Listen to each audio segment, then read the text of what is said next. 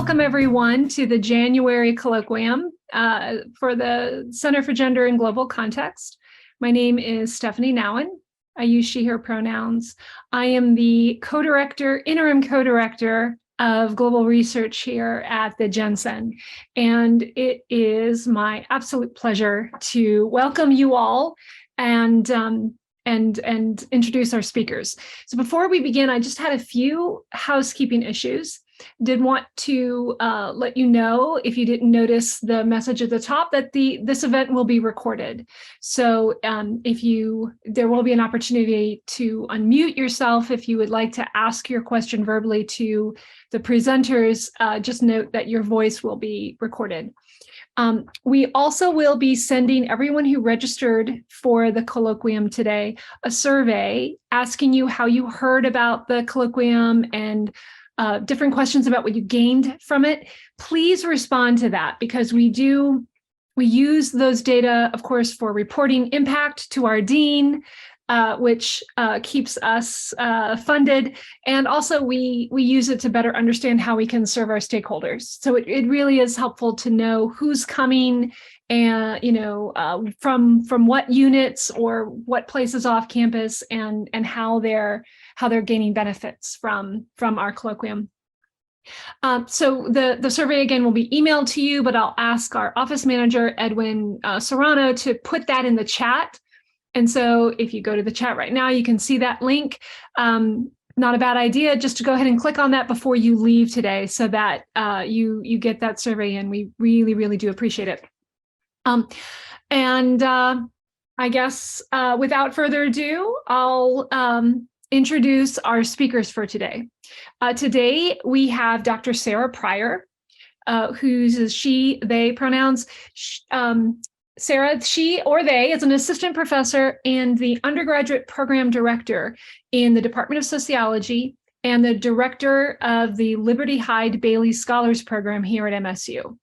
She teaches courses on sex, gender, and sexuality, social inequality, youth and society, as well as introductory classes in sociology, social science, and women's and gender studies. In fact, we were just talking before the webinar began that Sarah's very first job here at MSU was with GenCen. Her research focuses on gendered violence, specifically looking at issues surrounding campus sexual violence and the push toward neoliberalism on campuses. She also researches issues of rape culture and consent. Dr. Pryor's work has appeared in academic journals, textbooks, and popular outlets. She is the co-author of the book Campus Sexual Violence, A State of Institutionalized Sexual Terrorism, which is, of course, why we asked her and Dr. de Heer to come today. Her work has appeared in Sociology Compass, Violence Against Women, the Journal of Interpersonal Violence, as well as edited volumes, including the Moral Panics of Sexuality, Investigating Difference, Human and Cultural Relations in Criminal Justice. Also with us today is Dr. Brooke de Heer, who is an assistant professor in the Department of Criminology and Criminal Justice at Northern Arizona University. Her research agenda focuses on issues of gender and power and sexual violence, with an emphasis on health disparities and inequitable treatment of marginalized victims involved in the criminal justice system. Her work seeks to investigate and validate marginalized people's experiences with sexual violence and work to dismantle systems of oppression that create disparate health outcomes for minoritized populations. Her co-authored book, entitled Campus Sexual Violence, A State of Institutionalized Sexual Terrorism, dissects institutional harm created by negligent responses to sexual violence on college campuses. She has been published in Feminist Criminology, Violence Against Women, Journal of Interpersonal Violence, Violence and Victims, and American Indian and Alaska Native Mental Health Research. She has received funding from the National Congress of American Indians, the Center for Victim Research, and the National Institutes of Health via the Southwest Health Equity Research Collaborative. She teaches courses on gendered violence, contemporary issues, and the criminal justice system, American courts, and crime and justice. As you think of questions, please feel free to put those in the Q&A, and we will get to them at the end of the presentation. So without further ado, I hand off the mic to Dr. Pryor and Dr. de Heer. Thank you so much, Stephanie. Here, let me share my screen with everyone. Thank you all so much for being here. Give me 1 second. Okay. There we go. All right, can everybody see it? I'm hoping so. Sarah? You're good. Perfect. Thank you. Sarah, I will hand it over to you. All right, thank you. Well, we just first want to thank the GenCen for having us. What a wonderful pleasure it is for us to be here. Special thanks to Stephanie Nowen and Edwin Serrano for their support and logistical help in getting all of this sorted out and making a lovely flyer and all of that stuff. We're really looking forward to the conversation that we're going to have today, and we do want to make sure that you all know that it is a conversation, and we can't wait to engage with you at the end in the question and answer session. We've learned over the years that some of the best ideas that we've come up with and have come out of question and answer sessions and at conferences and in coffee shops with people. So we're really looking forward to everyone contributing at the end. And this is just a little acknowledgement that some of the stuff we will cover in here is sensitive, and we just want everybody to take care of their mental, physical, emotional health first and foremost. And as you can see, please take note of the resources that are listed on the right in case anybody would need to utilize them. Okay, so we wanted to give you all a sense of how this came to be. It was not just one day Brooke and I decided to write a book together. Instead, it came out of many conversations that we had been having about what was happening on college campuses. Brooke had been writing about this for a while. We co-authored a book chapter with our colleague Lynn Jones, just thinking about what was going on in terms of campus sexual violence. And we were really wondering what was missing in terms of how we were thinking about it. And so we started this article. I had read the Carol Sheffield's Sexual Terrorism piece and called Brooke up, and I was like, what about this? Like, how could we frame it like this? And she lovingly and helpfully worked it through with me. And we started writing and started turning it into an article. And we actually submitted our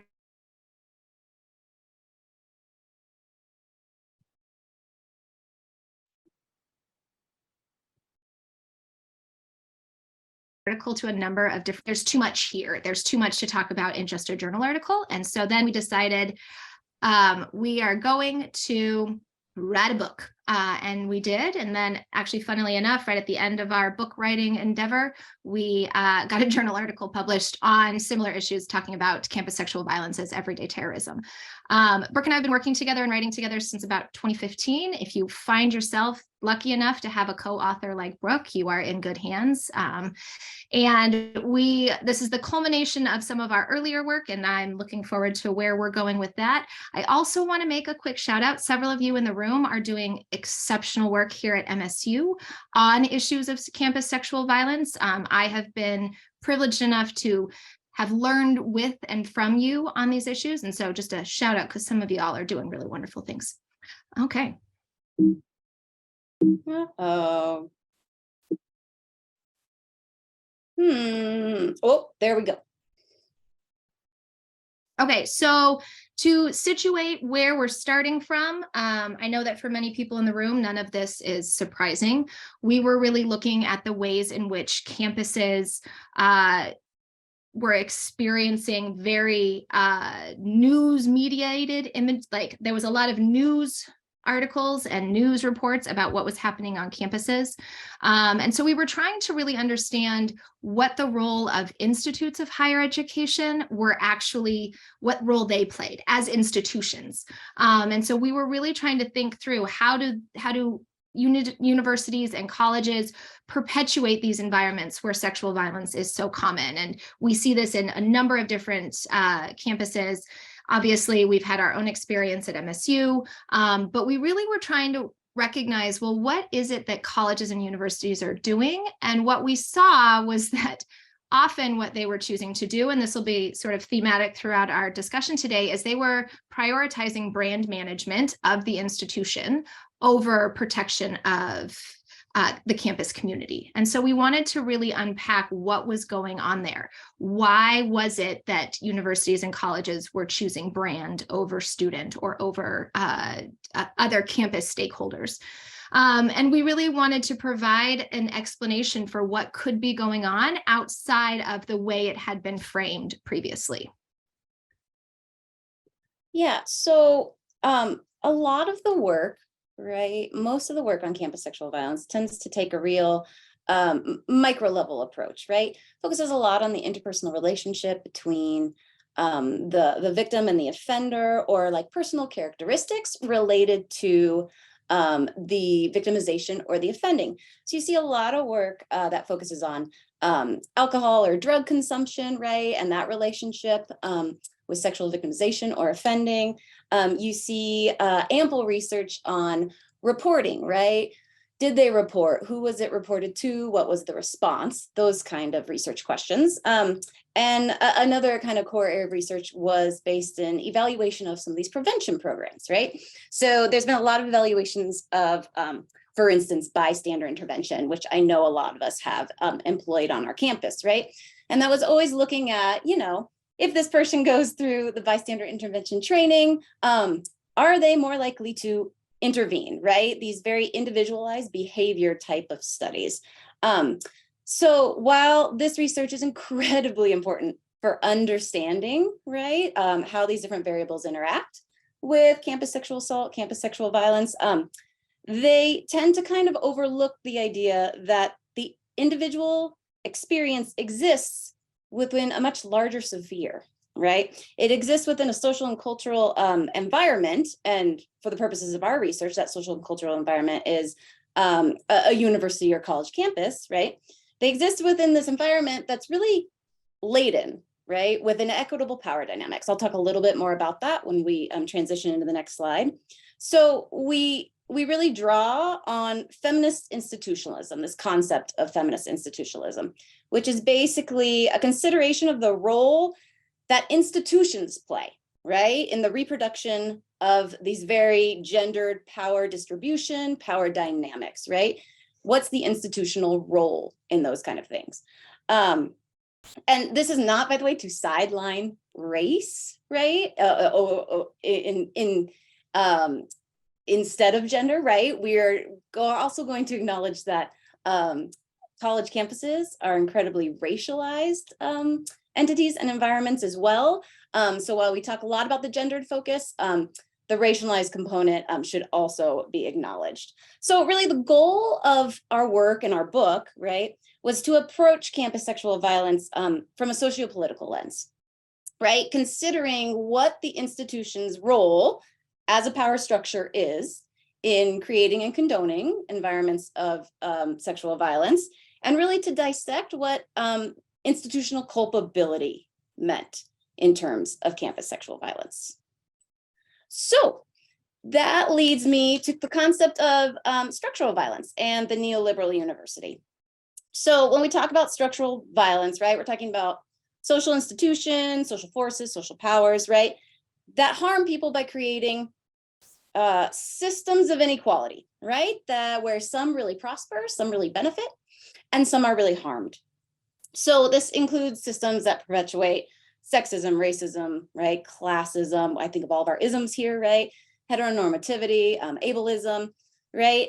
So we're really thinking about disparate impacts on marginalized populations and communities.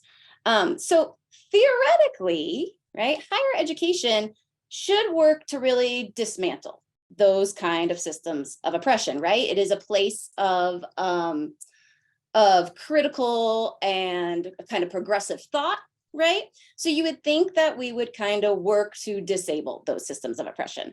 But due to the influence of neoliberalism, the development of the neoliberal university, as we called it, wherein market-based principles, right? So where ideas of competition, metrics, right, evaluation, commodification, where all of these kind of become central components in terms of understanding how institutes of higher education operate, right? So they've really kind of infiltrated how colleges and universities run, right? So what we've tended to see then is that higher education actually reinforces these oppressive systems, especially those related to gendered violence.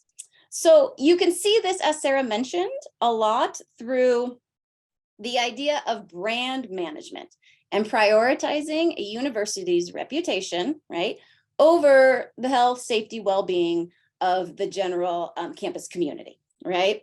So when allegations of sexual assault surface, right, and you just saw all the headlines that were splashed across media, when those allegations surface, right, we have historically seen that the university response is typically to hide or underplay those allegations, right? They sweep them under the rug, for lack of a better term.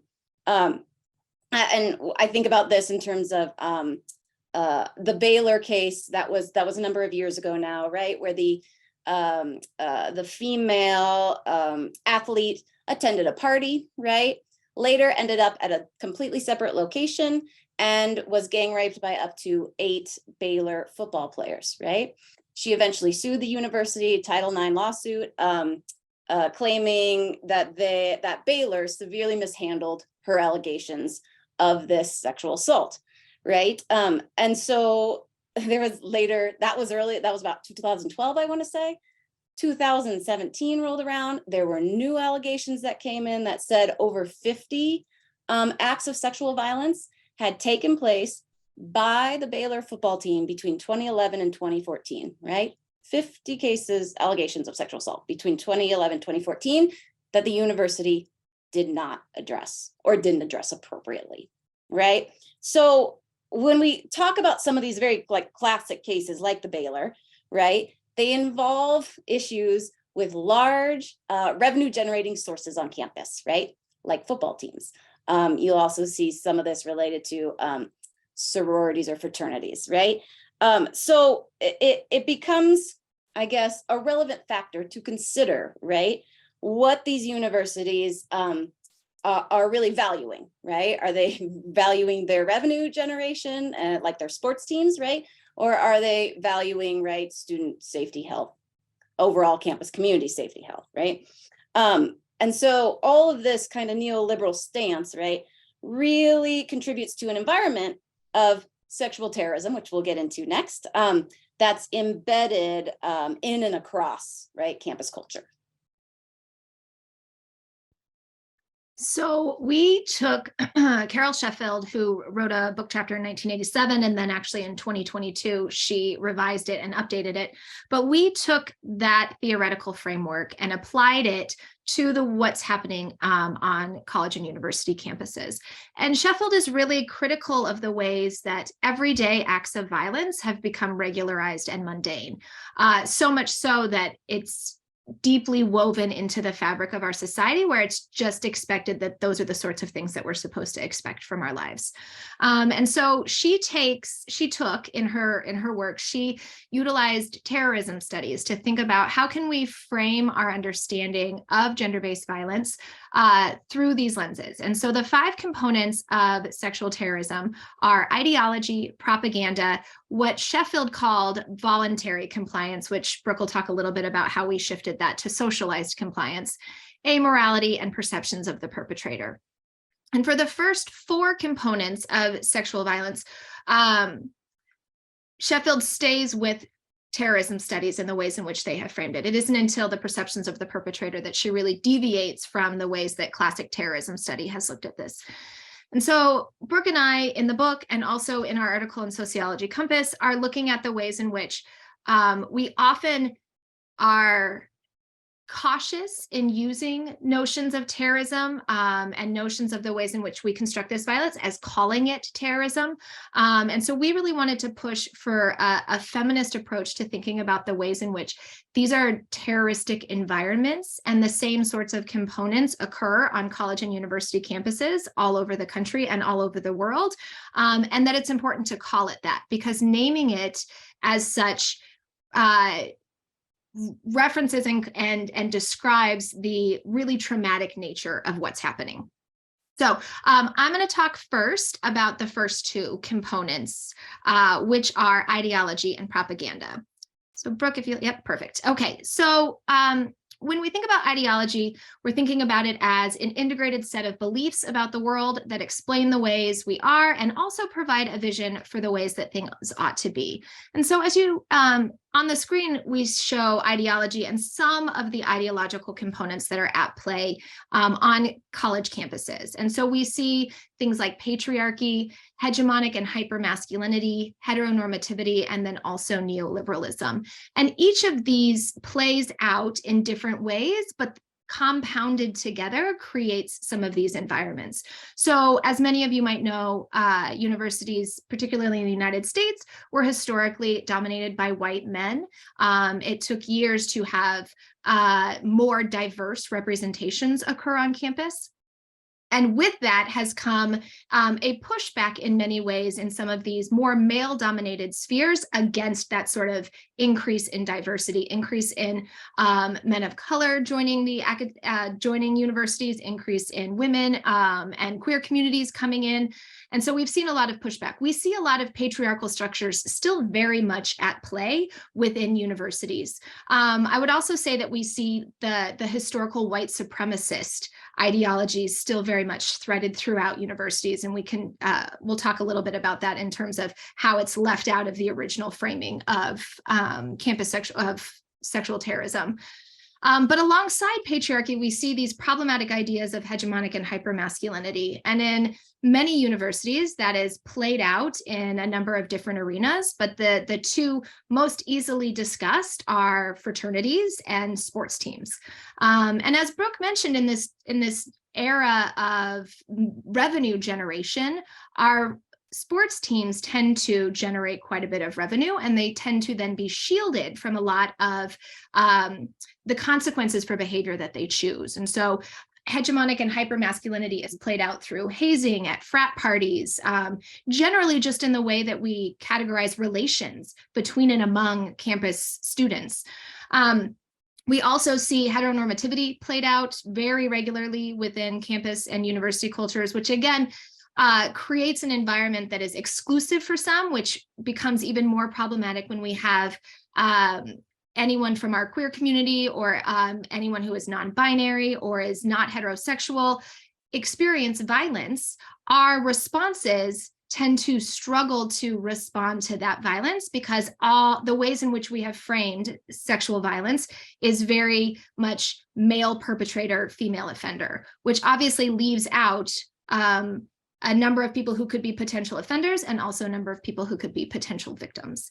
And then lastly, notions of neoliberalism, the ways in which our funding for colleges and universities has shifted and has forced campus communities to become businesses. And in that shift, we have seen a prioritization of brand and income, and as Brooke mentioned, things like metrics and measuring and commodifying, which all then create an environment that stratifies certain individuals, and some get protected and some are worthy of being treated humanely and others are not. So ideology is one component, and within that we can see some of the really great work that's been done on sexual geographies. We can talk about like the differences between fraternities and sororities and how they have different rules and policies, right? That's patriarchy and heteronormativity. We also can see under neoliberalism, the adjunctification of academia and the ways in which that has played out. And then also, as I mentioned, white supremacy on campuses. So that's component number one. Component number two is propaganda, and thinking about propaganda as the methodological dissemination of information for the purposes of promoting a particular ideology. And we only talk about two. Obviously, there are more, but we think the two most common types of propaganda in terms of thinking about campus sexual violence as a form of sexual terrorism is rape culture and propaganda. And so I'm going to talk a little bit, or I'm sorry, rape culture and pornography. So I'm going to talk a little bit about both of those on the next slide. So if you'll switch form and Brooke, there we go. Okay, so on the screen, you'll see some problematic, incredibly problematic excerpts from posters that were hung up on different college campuses, responses to campus sexual violence from campus administrators. Some of these are emails sent between fraternity brothers. All of these are problematic. All of these represent the ways in which rape culture is so thoroughly seeped into our everyday lives on college campuses. And part of that, which we'll talk a bit about at the end, is because it's also so thoroughly seeped into our environments in the general life that we lead. A lot of it has the underpinnings in patriarchy and in really problematic ideas about masculinity. Ultimately, there is a blatant disregard and devaluation of human beings in relation to the ways that we think about who gets to count, who gets to have a voice, who gets to have agency. Often I do this activity with my students.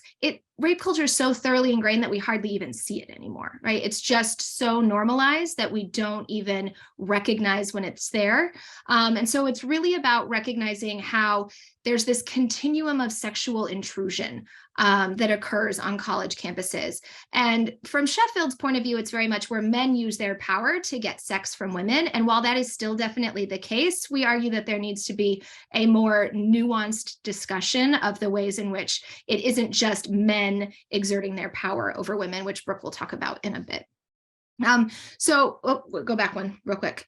So in addition to rape culture, there's also pornography and the pornography industry, which is very reflective of neoliberal ideologies, particularly in terms of the commodification of sex. A lot of porn displays problematic images where sex is non-connective. It can be very parasitic or exploitative in nature. There's also a consumptive quality about it, which is very much deeply embedded in these pornographic depictions, particularly as we move through hardcore genres of porn. Brooke and I have written elsewhere about the ways in which porn consumption can lead young people to feel like the acts that they are engaging with are less problematic because they've seen it elsewhere, or that this is the kind of sex or engagement that young people are actually looking for or want.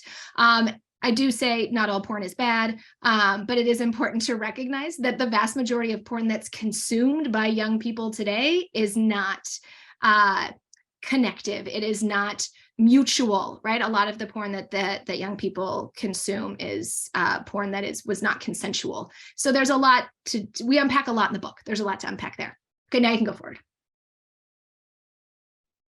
All right, so moving forward, so Sarah just covered the first two components of sexual terrorism.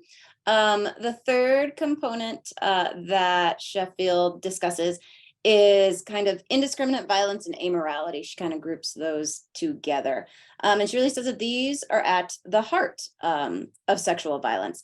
And it's in the idea that any female is a potential target of violence, right? So at any age, at any time, anywhere, right?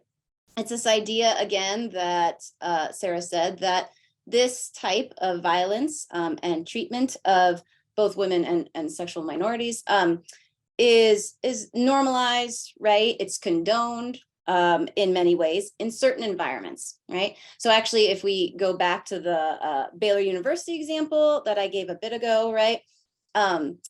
Some of the rationales that were posed as to why, right, Baylor football players were engaging in this kind of act was that it was a group bonding kind of ritual, right?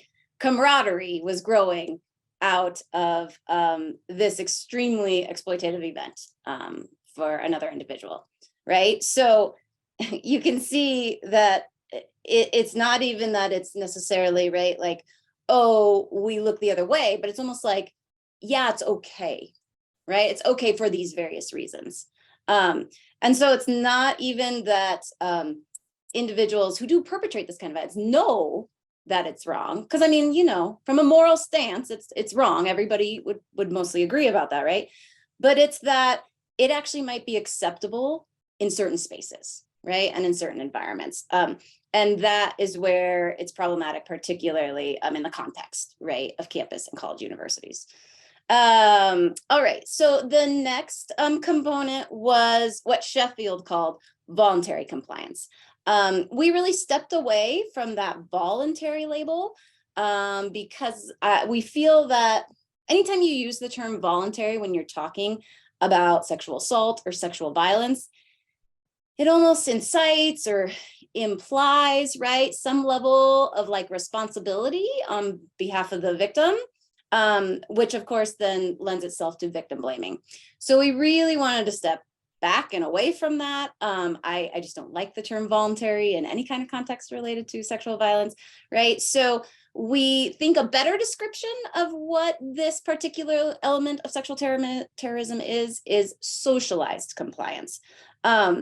Socialized compliance basically requires the development of a system of terror, right? That kind of goes above and beyond like the immediate overt violence that takes place, right? So it's about the ways that sort of sexism and misogyny are like embedded into our culture, right? And how we buy into the culture of sexual violence. And I really think about this in terms of media consumption. Like, think of how media portrays sexual interactions, right? Oftentimes non-consensual, oftentimes they do it in a comedic format, right? We see lots of jokes about rape and sexual assault in media. And again, this just regularizes this kind of violence, right? It really downplays the impact on individuals and communities, right? And we know that these kind of displays of sexism and misogyny, right? Once you see them enough, right, you don't notice them as much, right? And you're much more likely to blow them off, right? That's the idea of socialized compliance. We are all socially compliant in this type of culture. And then the last component of sexual terrorism is perceptions of the perpetrator. And just like Sarah said a bit earlier, this is the one component that really deviates from how traditional terrorism frames these components, right? So there's a shift in this particular element of sexual terrorism. So typically, when we're talking about traditional terrorism studies, right, depending on which side of the political spectrum we fall, in a terrorist act, right, you typically either condemn the terrorists, right, if you're sort of on that side of the coin, or you kind of condone what happened because you're on that side of the political field, right? So you kind of condemn or you condone the terrorist act and the terrorism itself, right? And then in a traditional terrorist act, you typically sympathize with the victim, right? This is where the primary shift and deviation is in sexual terrorism. When we talk about sexual terrorism, we see that flipped. We see that typically there is blame or responsibility placed on the victim. We see this in a massive amount of literature that really validates victim blaming, right? The way it takes place, the way it looks, and the impacts of it. And so we tend to also, on top of sort of switching the script of traditional terrorism in terms of the victim, right? Because we tend to blame them in sexual terrorism.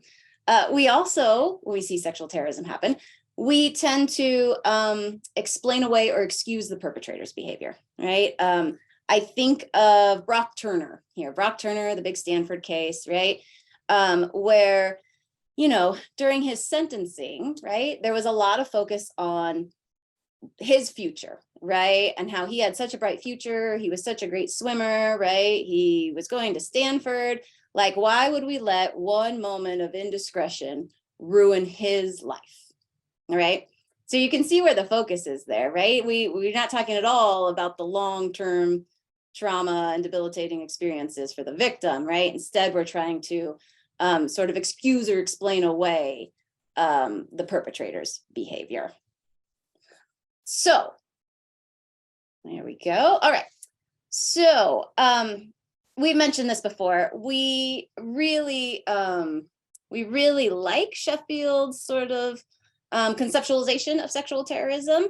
But in order to sort of strengthen and expand it, we had to kind of shift it, manipulate it in a couple ways.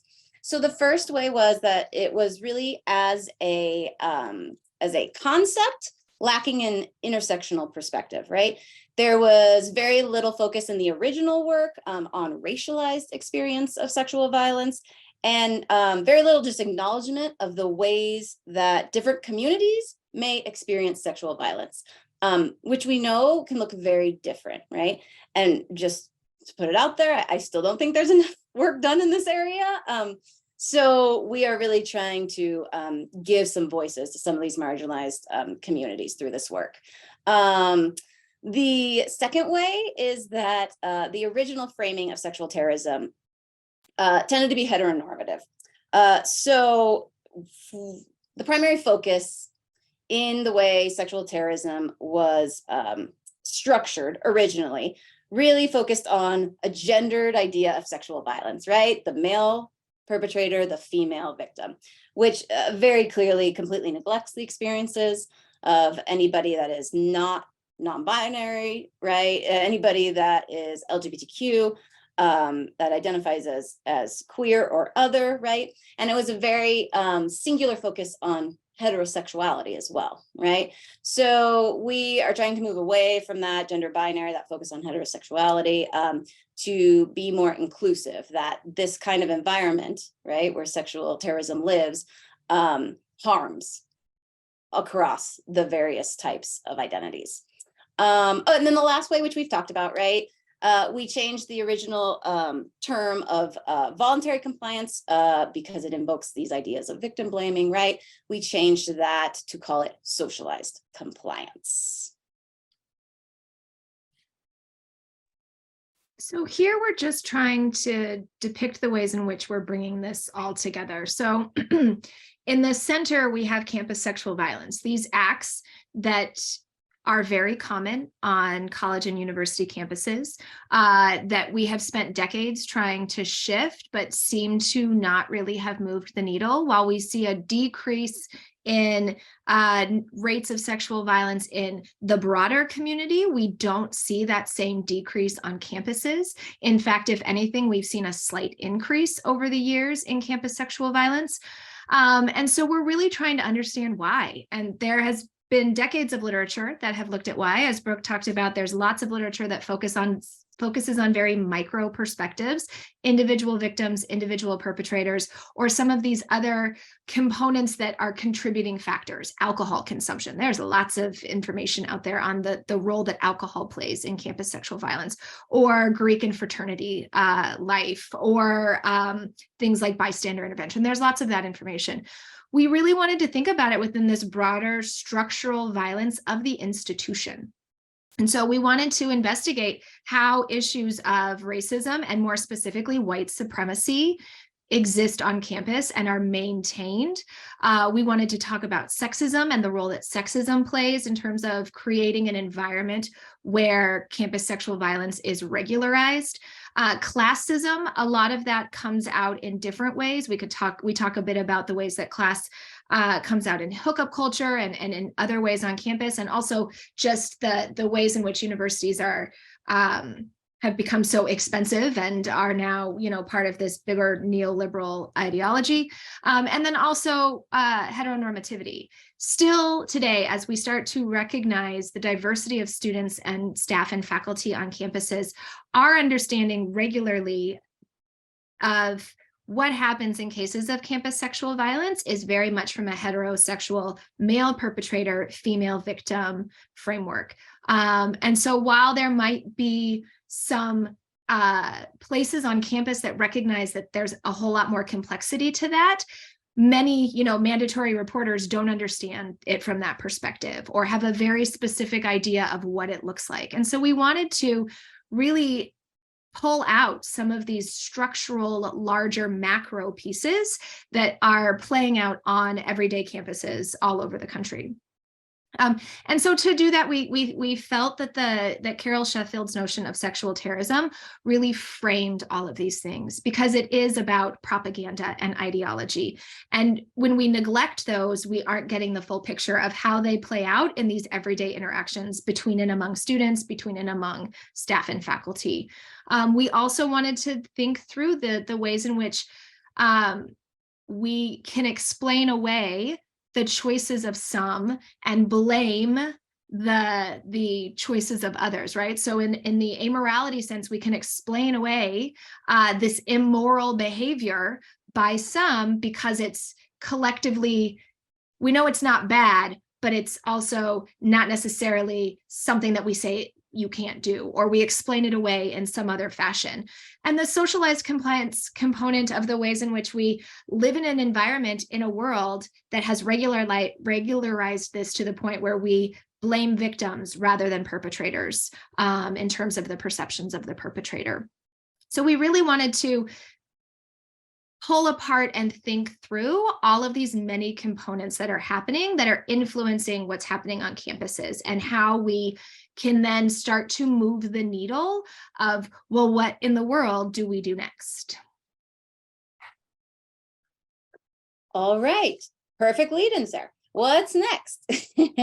All right, so to the left of the screen, I have a lovely sexual violence prevention definition that basically addresses a lot of things we talked about, right? Dealing with systems of oppression and racism and transphobia, ableism, right? But what we tend to see is that we're really undermining prevention efforts, right?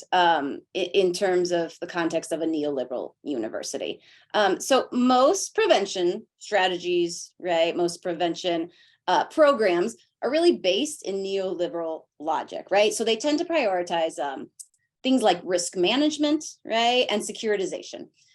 You see this a lot in, for instance, like, oh, well, the bystander intervention is one example of this, but also like, you know, safety lighting around campus. We have that at my campus, or, you know, safe buddy programs where you can call somebody if you're alone, usually at night, that's how they frame it on campus, and you need somebody to walk you home, right?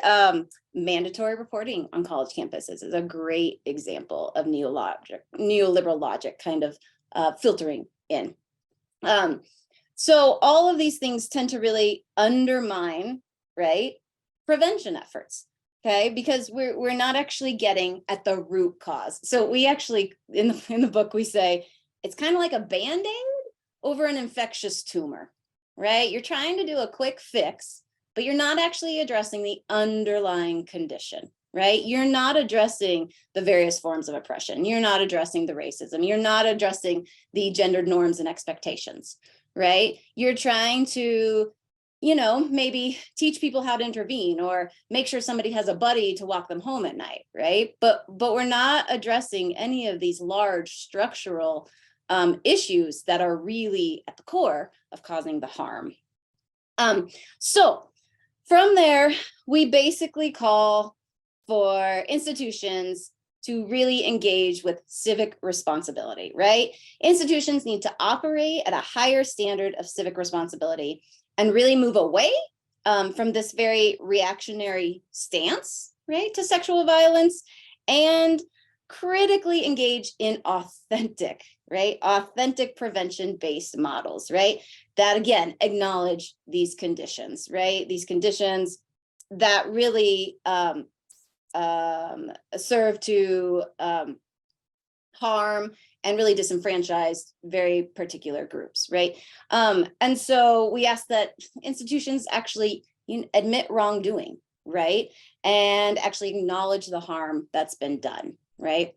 And then one step further is we'd really love to see institutes of higher education being loud and visible advocates for gendered and racial justice, right? Not just on campus, but as a whole, right? Being at the forefront of conversations about discrimination, inequity, diversity, right? Oppression. And we kind of outlined 3 different ways that could potentially look, right? The first one is to really make like formal statements that commit the university, right, to dismantling power structures that contribute to gendered and racialized oppression, right? But a formal statement is a formal statement, right? That's kind of all it is. So again, you need a little bit of force, a little bit of strength behind that. So really committing to policies, right, at the university level that back up those statements with real institutional changes, right? And this is just a small example, but one potential policy change could be allowing sororities, right, to host parties that can have alcohol, right? Because when you put the power back in their space, right, that changes the dynamic, that changes the power dynamic, right? Because right now, in many cases, they have to go to fraternity houses to have parties, right? So that's like one idea of an actual policy change that could really impact larger institutional movement towards these kind of anti-oppressive models. And then the last thing is, we haven't got to talk about this much, but we can talk about this all day, is we'd really like to see active lobbying, right, at the state and federal level for comprehensive and inclusive sexual education. Like I said, we could talk about this forever, but if students are already coming to campus with these deeply entrenched kind of sexist notion, right, gendered expectation, we're behind the 8 ball, right? So this needs to be approached much earlier on, discussion of what healthy relationships look like, right? How different identities fit into sexual interactions, right? This needs to start much earlier than college, right? Comprehensive, inclusive sexual education is critical to really addressing the problem of campus sexual violence. So we take a step back at the end of the book to think about these broader contextual things that are happening in the cultural landscape. And Brooke mentions one, sex education. Again, students are coming with a myriad of ideas about what sex, what consent, what romantic interactions and sexual interactions can look like, but they're often incredibly flawed. I know some of the work that Megan Moss does is looking at this, but we have to recognize the ways in which sex ed is not serving the needs of most of our students at this moment in time. Much of it is still abstinence-only sex education. If it is comprehensive, it also is very heteronormative, and so it doesn't take into account the kinds of interactions that queer communities are having, and it's just deeply flawed. And we are expecting that our students are coming to campus having this framework already in place in order to be able to then think about prevention efforts, when much of the information that they're coming with is deeply flawed. It's based on a lot of pornography consumption in terms of how they're learning about sex, terrible sex education, and then they're learning about it from their friends, which is often also very flawed, right? And so we have this problem that then leaves out the ways in which we need to think about how do we change the conversation when young people coming into college campuses have spent the last 10 years of their lives learning about sex in a very problematic rape culture-based way. And rape culture as well. We need to shift that in the broader media if we have any hope of changing that on college campuses. Rape culture is so deeply embedded into all aspects of our lives that it's become very innocuous. And it's become a way in which we've created an environment where girls and women and sexually minoritized communities, it's more of it's not a when, or it's not an if I will be sexually victimized, it's a when, because it has become so regularized and so common. And so we see this kind of safety work that young people are forced to do on a daily basis, from changing where they walk, how they dress, who they interact with. You know, we have all of these things like the rape nail polish that you put in to see if somebody's roofied your drink. We have all of these things that we're doing that are just not getting at the root of how do we change the overarching ways in which we devalue women, girls, sexually minoritized communities, and how we also neglect men as victims. And so all of these things, right, it's about situating ourselves within this broader landscape to recognize that we reinforce rape culture in a number of ways. I'm a mother. People tend to say, oh, to my daughters, if a boy pulls your hair, he likes you. It's like, no, that's not how it works. If he pulls your hair, punch him. Not really. But the sort of ways in which we have regularized this kind of violence as something that is not problematic when it actually is. And so really starting young with consent conversations, starting young with sex ed, and starting young with teaching parents and teachers how to talk to young people about rape culture and sexual consent and things like that.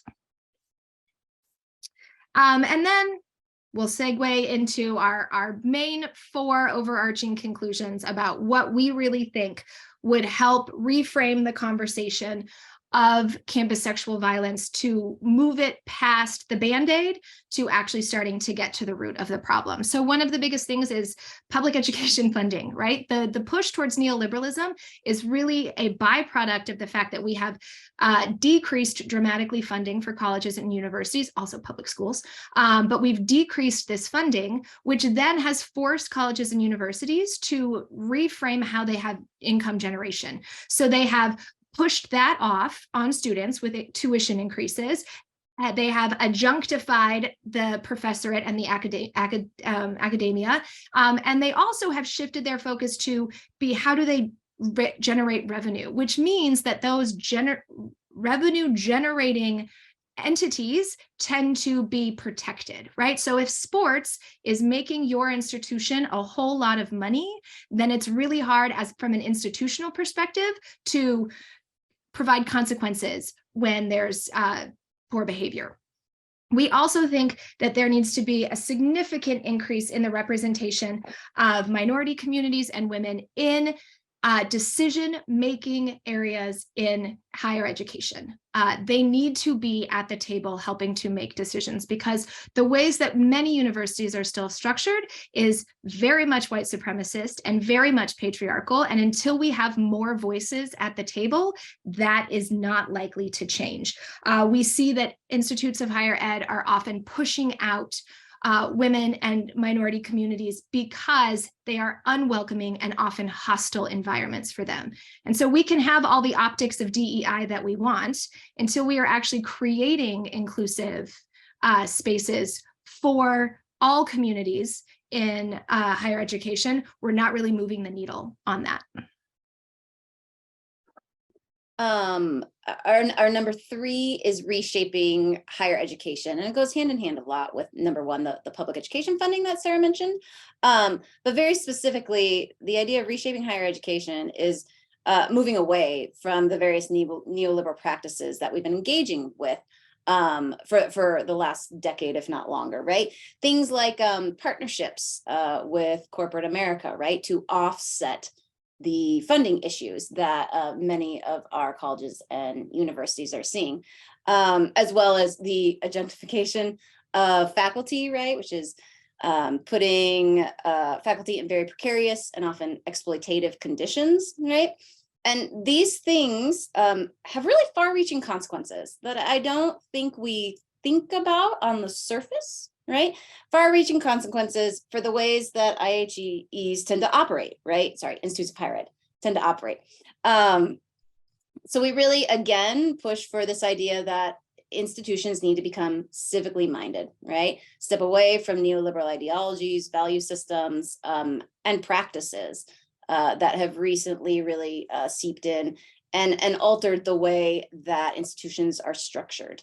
And then the 4th one is eliminate mandatory reporting. And my conversation on mandatory reporting is, I just always ask people, who do mandatory reporting policies really serve, right? Who do they actually serve? The answer is typically they do not serve the victim or survivor of sexual violence, right? They instead tend to really protect the university against a lot of liability concerns, right? They remove a lot of victim agency, they remove a lot of power and decision making, and they really usually contribute to a feeling of institutional betrayal and institutional harm, right? So that, I believe, concludes the presentation. I think we now would love to open it up for questions and comments. Marvelous. Well, thank you both for your presentation. We have a question. Oh, and just really quickly, if you have a question, you can raise your hand. I should be able to see that, and I can unmute you. You can also put your question in the Q&A, and I will read it. And please, if you need to leave quickly, please make sure you fill out the survey before you go. All right. So Bethany, first would question. you like me to stop sharing? Sorry to interrupt. Yeah, sure. Either way. If you don't, and you can always pop back in if you want to show some of your slides as part of your answer. So our first question is from Dr. Denise Troutman. Denise writes, I work with a colleague in Guinea and one in Mali on gendered sexual violence. We are just initiating a small project. Would you be interested in sharing your information with a select population of young African women aged 17 to 25? Also, is there a group on campus that I could connect with to involve in our project this semester? So I think Brooke being from Northern Arizona, maybe Sarah would be better placed to answer the question about other groups to connect with, but perhaps you could send an email to Dr. Troutman and follow up. Yes, definitely. Thanks, Dr. Troutman. And I do think there are some campus like student organizations like Girl Up Spartan would be very interested, I think, in connecting with you on that. But I do also think that there are more faculty who are working on international work in gender-based violence that would also be interested. And I think there's several working through the GenCen. So I will for sure follow up with an email. Yeah, and I should say, Denise, if you want to email just GenCen@msu.edu or Raja Lakshmi Nadadar-Kannan, our assistant director, she can also help connect you with other folks, other affiliates, GenCen affiliates like Sarah who work in this area, and Sarah will probably follow up Raja Lakshmi with you. So are there any other questions? Okay, we have one from Pat Arnold. Pat writes, I can't say enough how awesome and important this project is and a great presentation. The push beyond the gender binary is appreciated, but I'm curious how you would characterize the institutional aspect of sexual violence against transgender and non-binary campus communities in your work. From the No More report just published, MSU transgender and non-binary faculty, staff, and students experience higher rates of violence than cisgender men and women in many categories, from sexual harassment to staff incivility. What forms of institutional power and cultural norms are at play here? Thanks so much, Pat, for that question. And you are right, we see it across very national statistics as well, that non-binary trans folks are overrepresented, right, in these prevalence rates.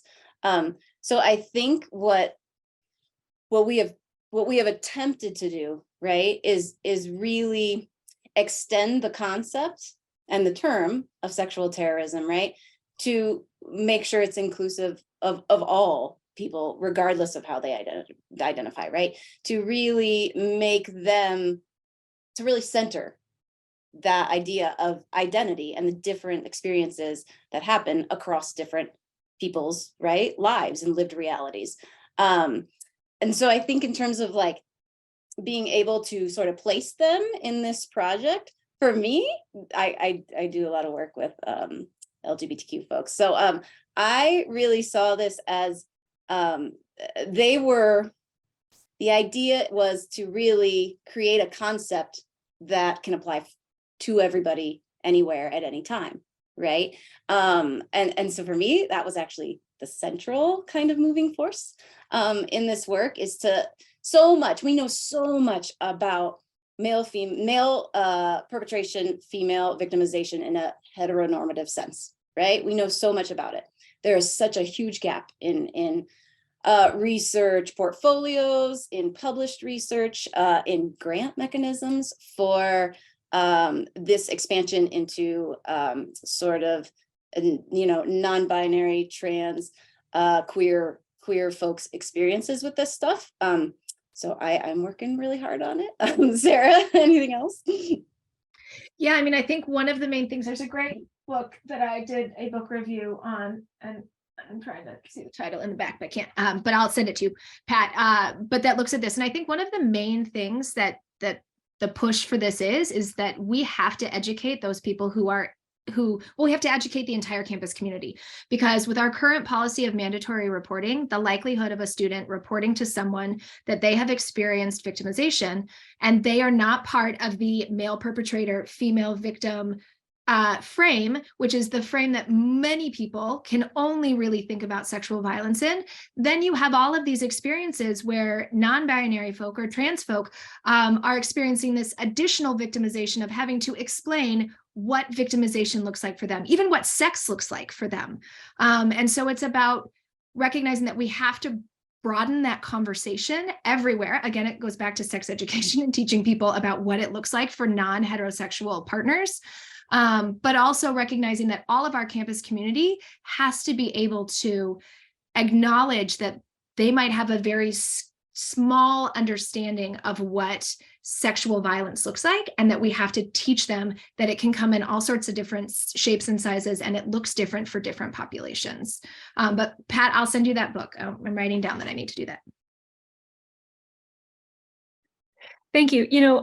Related to your point about mandatory reporting, I think that seems to be part of this, the response certainly that happened at Michigan State was to create more legal apparatus, right? To deal with this, again, like not surprisingly, perhaps, given how much liability the university ended up having for the abuse that Nasser committed, really focused on legal liability and, creating systems that are intended to investigate and have findings, but not really fixing the problem even after the fact, let alone prevention. And, to their credit, put a lot more funding into the prevention outreach and education office.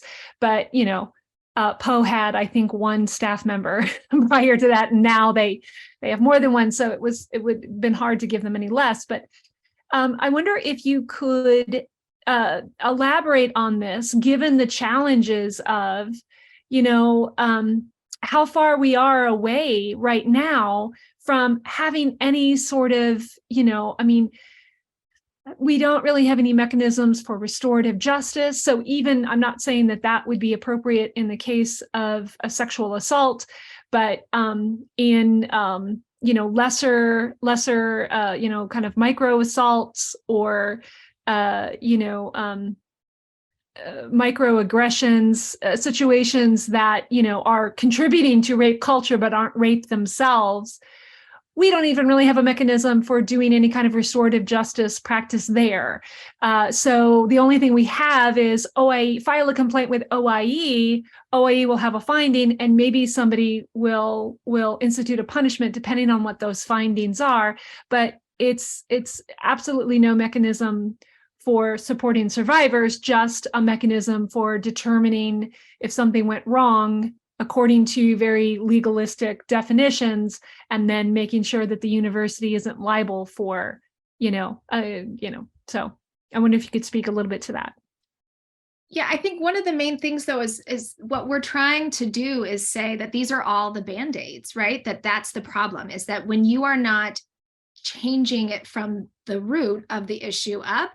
So having mandatory reporting policies in a perfect world might not be the worst thing in the world, but in a world where we have understaffed resources, we have an understaffed Title IX office, we have undertrained offices and prevention offices, not ours, Poe is amazing, but we have all of these response mechanisms once a mandatory report is made that assumes then that there's all of these services that are in place that have the capacity to then help fix the harm that has been done. And we just don't have that in place. And I think the worst part is the faculty member who has absolutely no idea how to respond to it, and then bumbles the whole thing as they're trying to figure out how to tell a student who's come to them and is reporting to them, stop what you're saying, because if you say anything else, I have to mandatory report and I don't know how to do this. And then you've alienated a survivor all over again.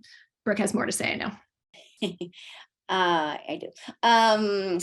I think we have relied heavily on sort of a criminal to less, but criminal legal response, right, at the university level. And I think it's Brodsky's book does a really, really great job of breaking that down, right, as to what are the consequences and what are also maybe the strengths of that. But we talk about the restorative justice approach just a little bit in the book, right? Because I really think that's the movement forward. That's the way forward that we at least need to try to start investigating for. So I think, and again, by the way, there is varied literature out there on how impactful and appropriate restorative justice approaches are for instances of things like domestic violence, things like sexual violence, right? So I think that investigation is still happening. That needs to continue because I don't think we have all the information we need to really, for instance, implement a restorative justice approach for all of these issues. But for the types of crimes that Stephanie mentioned, right, that maybe are slightly smaller or maybe are not necessarily sexual or domestic violence oriented, right? Everyone talks a lot about restorative practices, and they are just very hard to find a place that has implemented it well. I have not. I think college and universities are the place to do that, right? Because trying to change our criminal legal system, like good luck with that. But really, right, this is like a smaller nexus that we have some control over. Like, why don't we try some of these innovative restorative justice practices? Let's see how they work. And most of the data shows that people that engage in restorative justice practices, they have more satisfaction. They feel better about the outcomes of these things. So I think that is the avenue forward, particularly in college and university campuses. A lot more work needs to be done, a lot more research in terms of how to maybe implement those in the best way that has the best outcome for the victim and the perpetrator. But I think it would be a slightly better approach than what we are currently doing, because I don't think what we're currently doing works great. Great, thank you for that answer. We have a question from Lauren Henfling, who asks, first of all, says, thank you so much for this work. As someone working in direct service with survivors, it is refreshing to see this more holistic approach to ending sexual violence. There are many books out there, although potentially unintentionally place blame on the victim. Your work appears to both and the work of holding perpetrators accountable and changing the way in which we address and respond to sexual violence. Thank you, and I'm excited to read the book. We also have another comment from an anonymous attendee. Thank you so much. I didn't know how many factors play a role in sexual terrorism on campus and in general. Much of the components mentioned today are not taught and brought up unless people choose to take a class about it. Very true. Well, and sometimes if you take a class about it, you might still get offended that you've learned it and you didn't want to learn it. That is true. I mean, I have a question related to that and kind of the politics now around like diversity. And I just saw something in the Chronicle of Higher Education about the University of Arkansas has been asked to report all the money they've spent on diversity, like broadly defined, right? I guess I just saw the headline. I didn't get a chance to read the whole article, but like over the past 10 years. And actually we were asked to do that under when Trump was still president. The GenCen was asked to report on everything we did related to intersectionality. And because everything we do is related to intersectionality, I said, I don't see why we're doing this. This is a lame duck president. This is stupid and we're going to get dragged, rightly so. All the other schools that are doing this are getting dragged. And they said, well, we understand, but this is what we're asked to do. And I said, okay, I'll get right on that. And then I deleted the email and went about my life. So we have another comment from Matea from Poe. We have 15 staff now See, awesome. We are continuing to expand our education to incorporate the intersectional lens in addition to the policy trainings we do. We offer many trainings and welcome folks to request trainings outside of just policy and mandatory reporting, such as bystander intervention, workplace environment, or we can develop a specialized training/workshop for a unit. So everybody who's here, make sure you take that back to your home units. That PO is now very well staffed. I mean, I remember when it was just Kelly Schweda and literally nobody else. And now there's this huge department. It's really great. So folks should make sure they use that. And Megan Moss commented, thank you both so much. I love learning from you. So We love you too, Megan. yeah, Megan, it does also does really great stuff. Are there any other questions that people have? Go ahead and put it in the Q&A or the chat. And Sarah, in case you're interested, Sarah has put a number of links in the chat. It might not go to everyone. Did it? You know what? Edwin posted it for everyone. So yes, Okay. your comment went to just the host and the panelists, but Edwin reposted it for everyone. So everyone can see that now.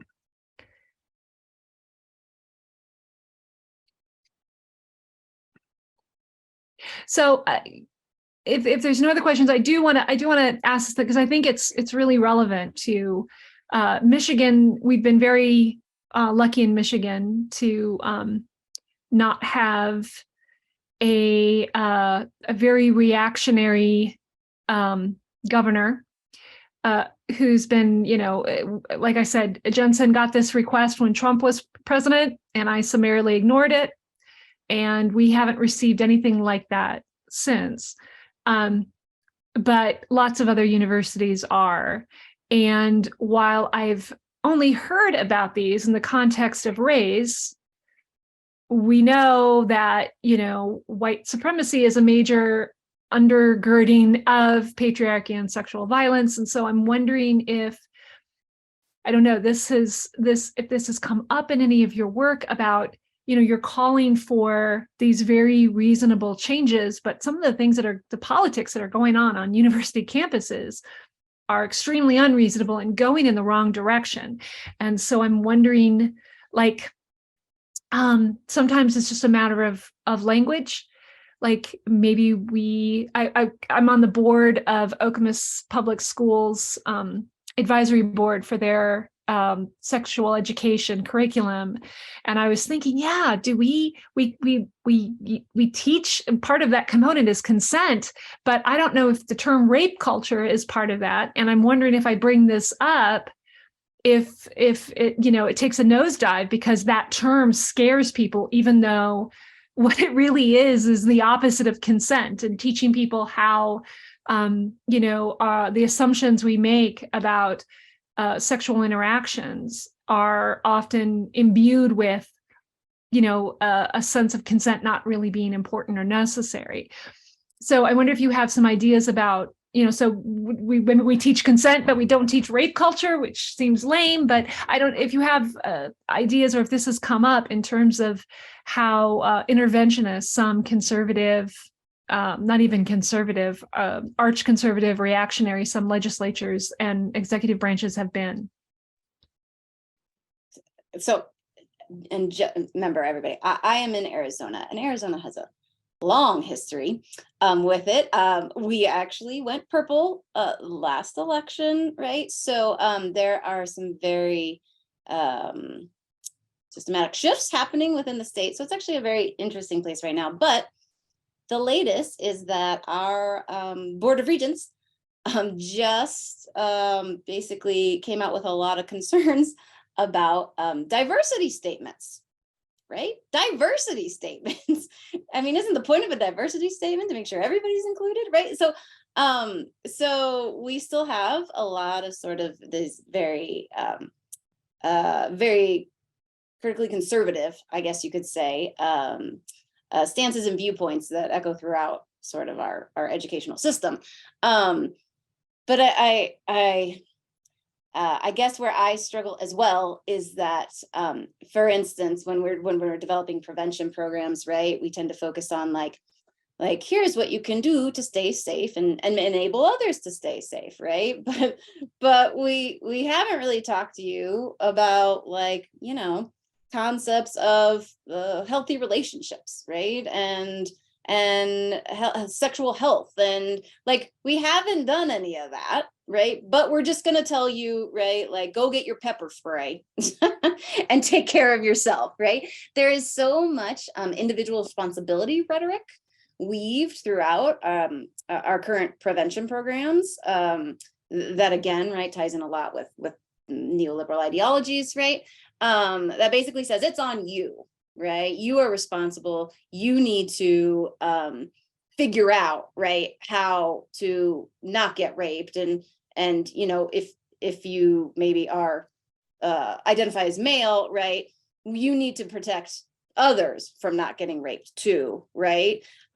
So I just feel like the amount of rhetoric and the pushback on things that simply talk about things like, right, diversity. I mean, what we're asking for is that institutions actually step forward and talk about things like racism. Like, oh boy, that's a big ask, actually, right? It seems simple, but it's a really big ask in the current political climate, I think. I'm hoping we're chipping away at it in higher education. So that's, I think, my hope for the future. But I think it's a real conflict to try to work within. And I think we have a certain level of freedom in our classrooms to do some of this work, right? The anonymous comment that mentioned taking classes on this, and just, I would say that depends on who you are, right? We have to recognize that we have a hierarchical system in academia, and if you are a tenured faculty member, you have more freedom to do this in your classes than if you are, say, an adjunct or a fixed-term faculty or whatever. But we have a lot of freedom to be able to talk about these things in classes and to bring them up. But I also worry that, so like you, Stephanie, I am on the health board of my kids' school district, and they're doing consent, and we talked about consent, and they were going to bring me in to talk about pronouns and things like that. And then we got a new superintendent, and their superintendent was like, absolutely not. We're not going to talk about that. And it wasn't even to talk to students, it was to talk to staff. I asked about pornography, and they don't talk about pornography until they take junior year of high school sex ed, as if students have not seen it before then. And the automatic feedback is that's not our responsibility. It's parents' responsibility to talk about that. And this whole push off on responsibility then assumes that every parent family dynamic is having the same kinds of conversations. And so I think it's so hard because it's so multifaceted in terms of how we get information to kids at a younger age that's age appropriate. Of course, it needs to be age appropriate, but that we get them information because, again, they're coming to us in college already having a very ingrained idea of sex roles and gendered scripts and how to interact and how you respond if you are turned down by somebody, right? It shouldn't be with violence, but if you've always been taught that you can just keep pushing and pushing and pushing and eventually someone says yes, right? All of these things, it's hard to then rewire students as they get to us where we are. So it has to start younger, and how that happens is so laden in politics and school boards and it's just, I mean, maybe it's the media, but I don't want to say that that's the answer either. But I just think that we have to start sooner with these conversations. That sounds very reasonable. Any other questions before we wrap up? We got another Tamina Maralbeva says, thank you very much for this presentation. It was great. And then we will, I think we'll wrap it up there. I just want to say for folks who are interested in future GenCen Colloquia, we have our next one coming up on February 17th, 1:30 to 3. Steph Jordan will be talking about gender and STEM. I can't remember the exact title, but it should also be really good. Thank you all very much for coming. And Sarah and Brooke, thank you so much for your presentation. This was phenomenal. Really appreciate it. Thank you so much for having us, and thank you for everyone who attended. Thank you. We so appreciate your time. Oh, and Matea said Poe has purchased the book and we are reading it now. So Yay! Thanks, Matea. Poe is amazing. I can't say it enough.